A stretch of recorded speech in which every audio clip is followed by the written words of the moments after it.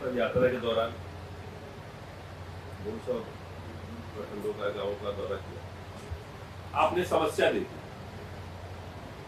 समस्या के समाधान में मतदान का विकल्प देखा, सही व्यक्ति का चयन। और भी इसके विकल्प है। समाजशास्त्री के अनुसार आधी आबादी को शिक्षा देने का मतलब है कि पूरे परिवार को शिक्षा देना। एक महिला को शिक्षित करते हैं, एक परिवार को शिक्षित करते हैं। आपके पूरे यात्रा के दौरान, पूरे उद्देश्य में कहीं भी आधी आबादी के विकास से संबंधित नारी सशक्तिकरण का कोई संदेश नहीं दिया गया, नहीं उसका कुछ। किसने आपने देखा है जाके बाहर सब टंगा हुआ उद्देश्य उसमें देखे कि लिखा हुआ है कि नहीं? ये बात आपका मैं तीनों पर अभी आप बताए, गाँव जाकर समझाना नारी सशक्तिकरण तो हमने नहीं देखा। मेरे भाई समझाना क्या, आप अगर जो वोटर है उसमें 50% महिला भी है, नारी सशक्तिकरण का मतलब जो वोटर है 50%, उसको क्यों नहीं बताएं ये बात कि आप अपने अधिकार के लिए वोट दीजिए? नारी सशक्तिकरण नहीं है। अपने और अपने बच्चों को पढ़ाइए, ये सशक्तिकरण नहीं है। हाँ, आप महंगाई, अपने नाली गली, एक मिनट सुन लीजिए, आपने सवाल पूछा है उसका जवाब दे रहे हैं। नारी सशक्तिकरण का डेफिनेशन क्या है, पहले उसको पढ़िए। नीतीश कुमार का डेफिनेशन मत पकड़िए कि नारी शराबबंदी नारी सशक्तिकरण है।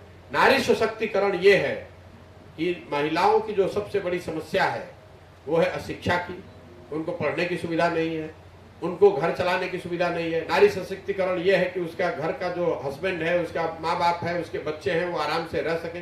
ये नारी सशक्तिकरण का हिस्सा है। नारी सशक्तिकरण स्लोगन नहीं है हमारे लिए। मैंने वही कहा, एक नारी को शिक्षित करते हैं तो एक परिवार को करते हैं।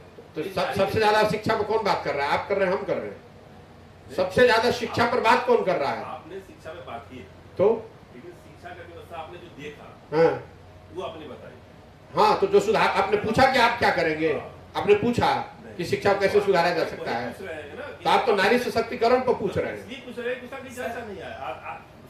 चर्चा इसलिए नहीं आया, दो बात समझिए, चर्चा इसलिए नहीं है। सुनिए आप मेरी बात, चर्चा क्यों नहीं है? पहली तो आप समस्या जाने बगैर सॉल्यूशन खोजते हैं बिहार के लोग। आपको ये पता नहीं है कि समस्या क्या है, लेकिन आप चाहते हैं कि सॉल्यूशन कोई आए, खड़ा हो जाए मंच पर और बताए कि हम आएंगे तो शिक्षा सुधार देंगे, और फिर उसके पीछे बेवकूफ बन के वोट दीजिएगा, फिर इसी दशा में रहिएगा। जब मैं बता रहा हूं स्वरोजगार पे, मैंने 15 मिनट आपको बताया कि रोजगार उद्योग क्यों नहीं है। अगर बिहार में किसी दूसरे ने ये बताया हो तो आप पत्रकार हैं, हमें बता दीजिएगा कि ये बात तो पहले भी हो चुकी है।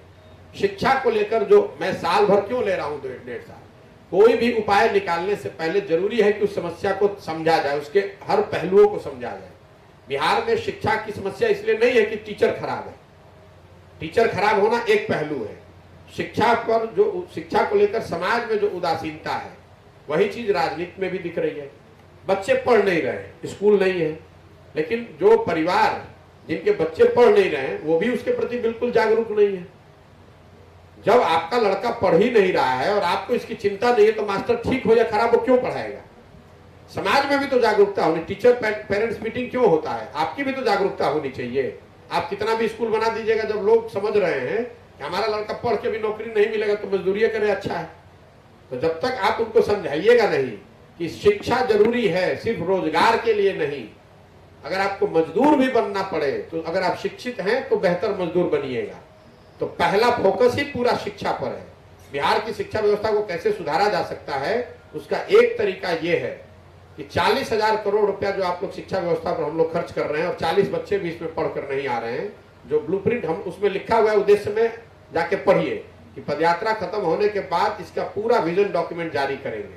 हम उन बेवकूफों में से नहीं है जो आए और कह देंगे कि हमें मालूम है कि शिक्षा कैसे सुधारना। अगर हमें मालूम होता तो हम, अगर मालूम है भी तो भी ये जरूरी है कि बिहार के लोगों की सहमति उसमें ली जाए, उनकी सोच उसमें शामिल किया जाए। अब आपने चूंकि सवाल किया है कि आप कैसे सुधारेंगे, तो मैं आपको उसका एक पहलू बताता हूं। ये मत कहिए कि ये मेरा शिक्षा का विजन डॉक्यूमेंट। शिक्षा का विजन डॉक्यूमेंट जब पदयात्रा खत्म होगा तब जारी करेंगे, घबराइए नहीं।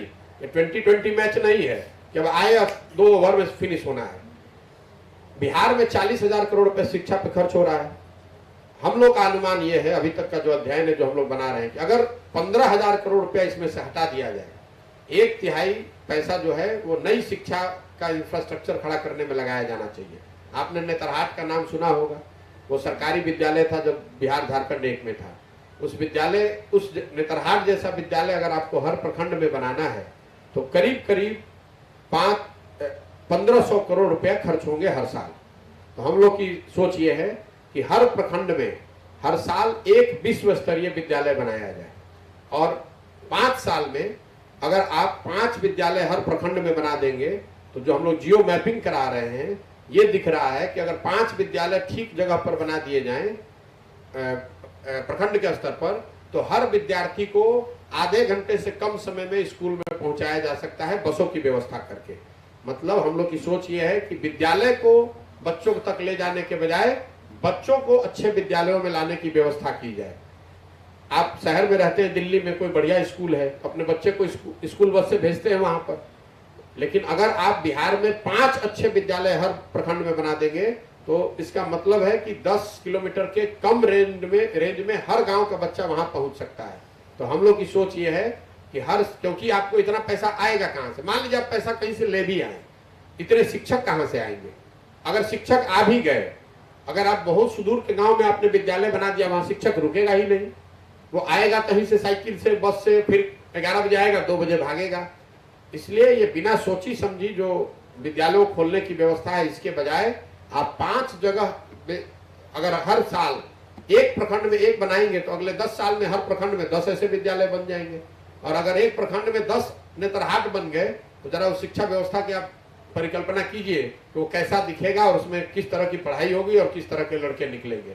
लेकिन मैं उन बेवकूफों में से नहीं हूं कि खड़ा होकर कहूं कि कल आऊंगा और सब शिक्षा व्यवस्था सुधार दूंगा, सब टीचरों को अच्छा कर दूंगा। ये नहीं हो सकता है। ये 10 वर्ष में ही किया जा सकता है, एक साल करके करना पड़ेगा। बिहार में जो आज दुर्गति है, कुव्यवस्था है, उसको सुधारने के लिए मेरे पास कोई सिल्वर बुलेट है नहीं, और मैं ऐसा कोई वक्तव्य देता नहीं हूँ। यही वजह है कि 60 साल से इस राज्य के ये दुर्दशा है, क्योंकि यहाँ के लोग, यहाँ के नेता, यहाँ का पूरा समाज, हम लोग सब लोग ये चाह रहे हैं कि कोई मंगल ग्रह से आए, कल बिहार को सुधार दे और परसों आप केरल हो जाए। ऐसा नहीं संभव।